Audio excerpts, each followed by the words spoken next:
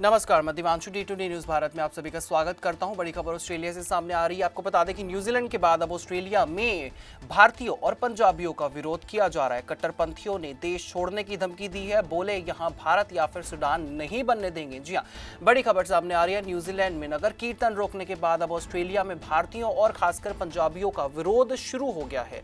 Australia के कट्टरपंथी नेता थॉमस सवेले ने उन्हें देश छोड़ने की धमकी दी है। सवेले ने आपको बता दें कहा कि हम नहीं चाहते कि ऑस्ट्रेलिया भारत और सूडान बने। सवेले ने कहा कि इंडियंस को ये देश छोड़कर चले जाना चाहिए क्योंकि ऑस्ट्रेलिया केवल गोरों का है।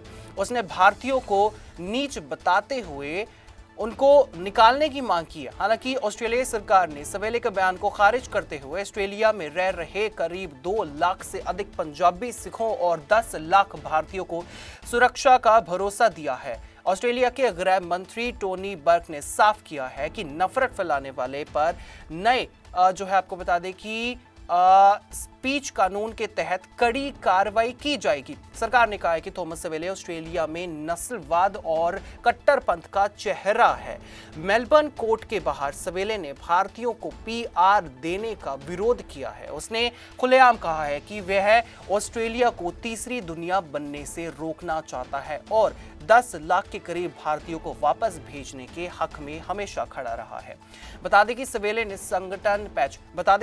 के संगठन नेशनल सोशलिस्ट नेटवर्क को ऑस्ट्रेलिया की सरकार पहले ही बैन कर चुकी है।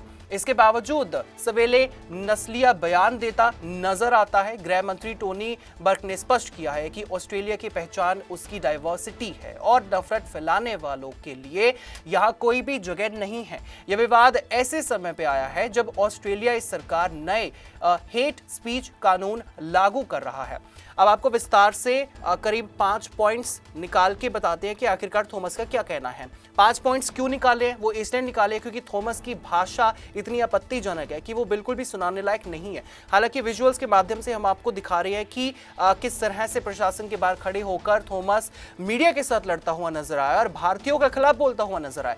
पहले पॉइंट के बारे में बात करेंगे। सवेरे ने कहा कि ऑस्ट्रेलिया को तीसरी दुनिया नहीं बनने देना चाहता है, इसे भारत या फिर सूडान नहीं बनाना है। ऑस्ट्रेलिया जितनी स्पीड से भारतीयों खासकर पंजाबियों को वीजा दे रहे हैं उससे हमारे देश की पहचान में जो है बहुत ज्यादा बदलाव देखने को मिल रहा है। हमारी पहचान गिर रही है। ऑस्ट्रेलिया में बोली जाने वाली लैंग्वेज में पंजाबी 10वीं सबसे ज्यादा बोली जाने वाली भाषा बन चुकी है, जिसके विरोध में इस वक्त थॉमस सवेले खड़ा हुआ नजर आ रहा है।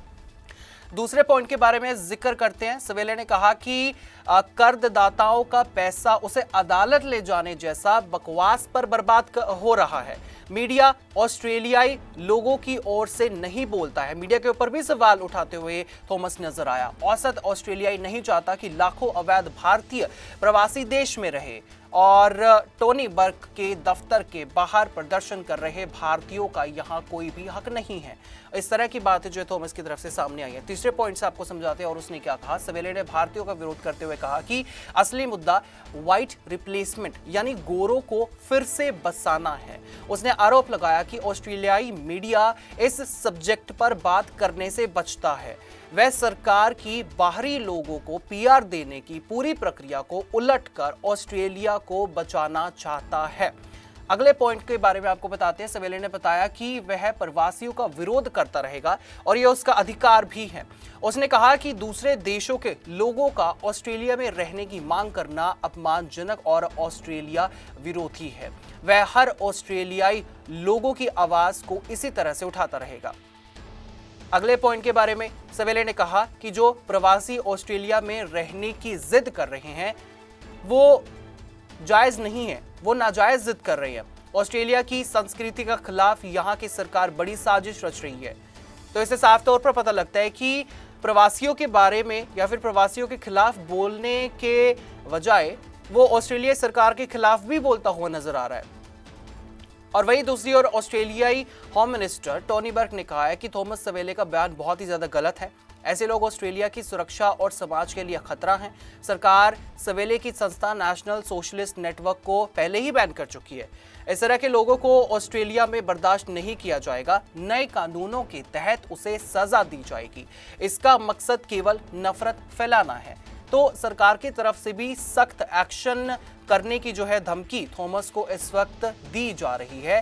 थॉमस वैसे भी ऑस्ट्रेलिया में कई सारी कंट्रोवर्सी में घिरते हुए नजर आते हैं, कई सारे मुकदमे उसके ऊपर चल रहे हैं, और वहीं जो न्यूजीलैंड में सिखों का नगर कीर्तन है उसकी खबर जब सामने आई उसके बाद देश विदेश में बवाल मच गया था कि किस तरह से डाइवर्सिटी के खिलाफ जो है इस वक्त लोग चल रहे हैं और धर्म के नाम पर अपने अपने देश को पहचान देने के बजाय या फिर पहचान देने के चक्कर में दूसरे धर्मों को नफरत की नज़रों से देख रहे हैं। वही ये आग अब न्यूजीलैंड से उठकर ऑस्ट्रेलिया में दिखाई दे रही है, और ऑस्ट्रेलिया से ये बड़ी खबर सामने आई है जहां पर कट्टरपंथियों ने भारतीयों को देश छोड़ने की धमकी दी है, खासकर पंजाबियों को देश छोड़ने की धमकी दी है।